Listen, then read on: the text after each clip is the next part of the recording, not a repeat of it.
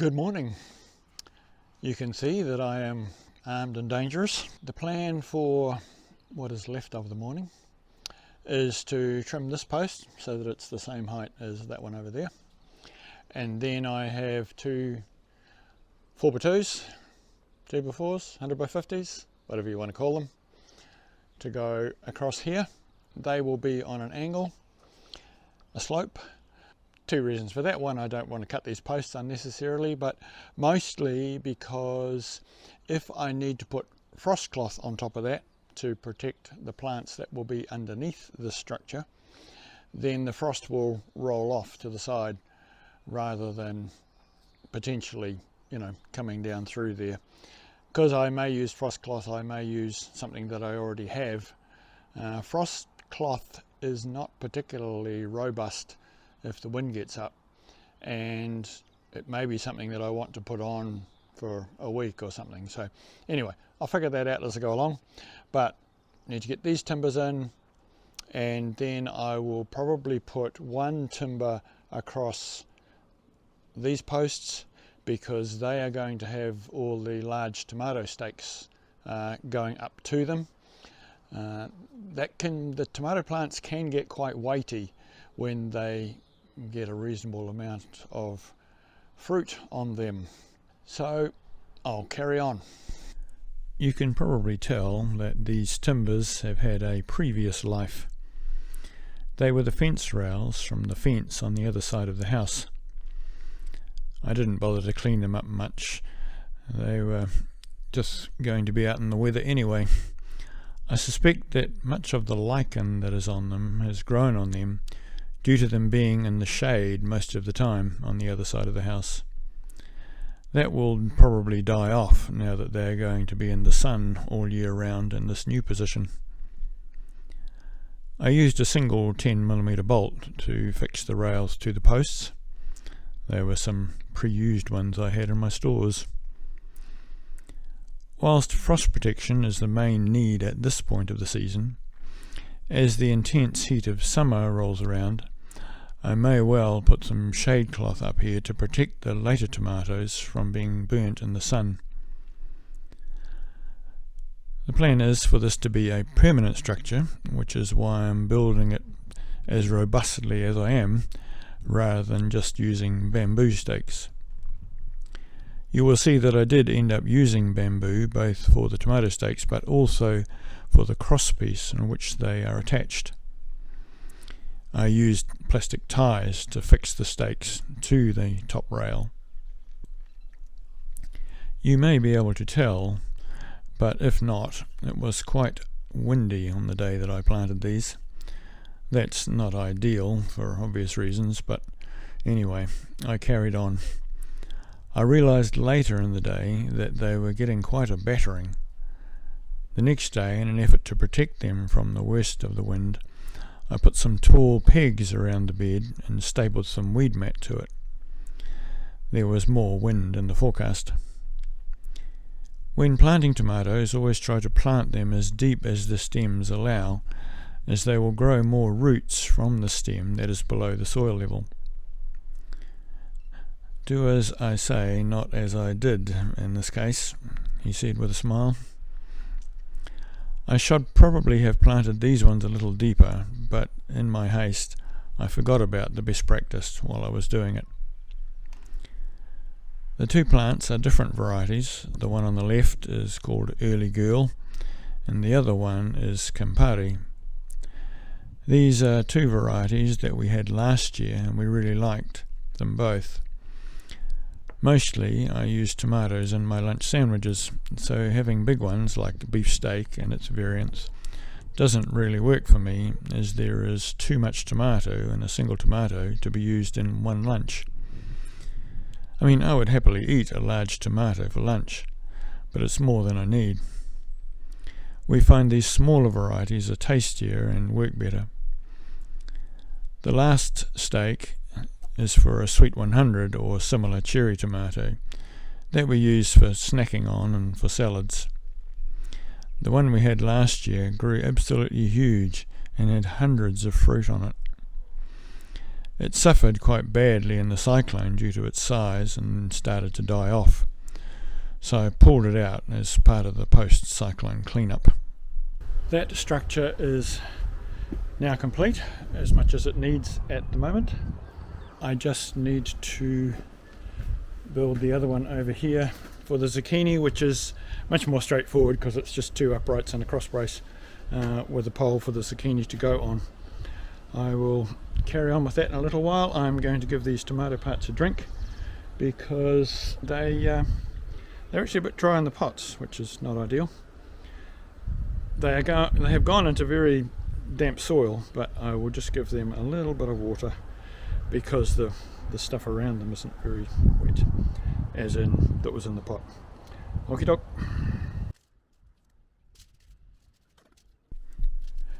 The structure for the zucchini, more commonly called a courgette in this country, needs to have a more robust cross piece, as by the time the plant has grown 5 feet tall up the pole, or 1.5 meters if you prefer, they do become quite weighty.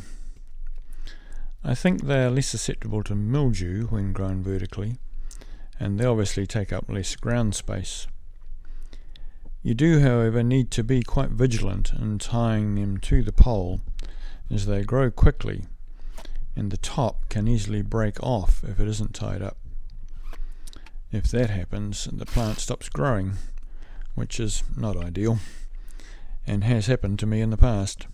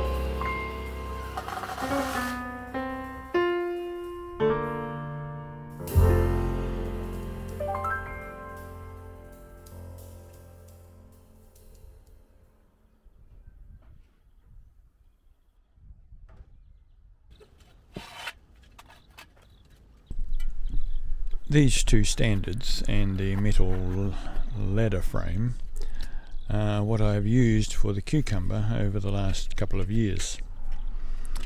It's quite easy to install because the standards slide down inside the raised bed, and it works, so I see no need to change it really. I have a piece of number 8 wire around each standard that holds the ladder frame in place. You will have noticed that there is another ladder frame that is not currently being used. I am undecided at this point, but I may put it on top of this one and see if I can persuade the cucumber to climb both of them and then drop down on the other side. Alternatively, of course, the ladder frame may be used for something entirely different. It's there, and we'll just see what happens.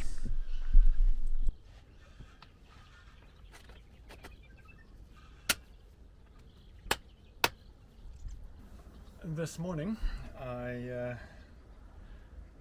went out to Oderings Garden Centre and purchased a apple cucumber and also the courgette that will go over on the pole. Both of these are frost tender, so I will need to be vigilant to protect them should the frost come. And in the garden shed I always keep a good supply of these, which are sheep pellets, not as they come out of the sheep. These have been processed. They definitely smell like sheep, or what comes out of sheep. So I will just put a few of those in the bottom of the hole, put some water in the hole, and then put the plant in it.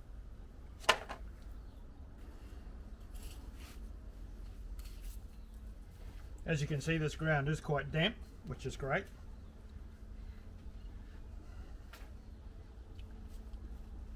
I don't want the roots to come in direct contact with the sheep pellets, so I'll dig a reasonable hole here. The beauty of using a fork, of course, is that it breaks it all up more than a little trowel would. So I'll stick some of those in there and mix all that in the bottom. Spread it around a bit so that the roots will hopefully diverge and shoot out sideways and things. I'll just stick a little bit of water in there, not very much because it's quite wet already.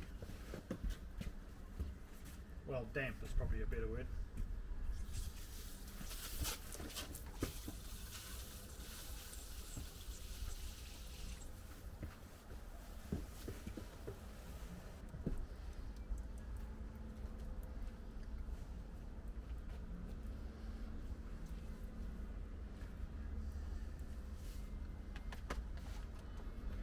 Look at that, nice and damp.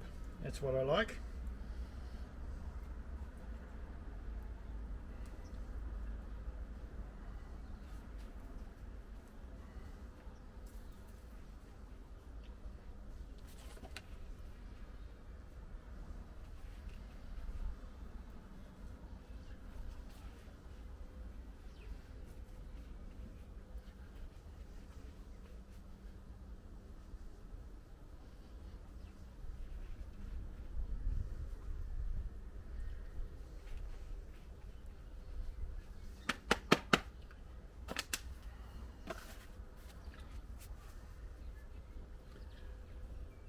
And the plan is obviously with time, as this grows, these wildflowers will go, and then I will train the apple cucumber up over the top, and then it will trail down this other side.